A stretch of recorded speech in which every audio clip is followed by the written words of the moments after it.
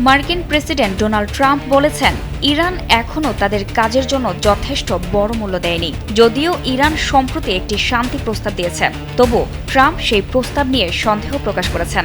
এতে দুই দেশের মধ্যে কূটনৈতিক সমাধানের সম্ভাবনা আরও কমে গেছে। ইরান 14 দফার একটি প্রস্তাবে অবরোধ তুলে নেওয়া, নিষেধাজ্ঞা বাতিল এবং যুদ্ধের ক্ষতিপূরণ দাবি করেছে। তবে ট্রাম্প সামাজিক মাধ্যমে এই প্রস্তাবের গ্রহণযোগ্যতা নিয়ে প্রশ্ন তুলেছেন। ইসরায়েলি কর্মকর্তারা জানিয়েছেন, সম্ভাব্য মার্কিন হামলার জন্য তারা প্রস্তুতি নিচ্ছেন। এতে নতুন সামরিক সংঘাতের সংখ্যা আরও বেড়েছে। স্যান্ডেলিনা সো, রূপচর্চায় আভিজাত্য।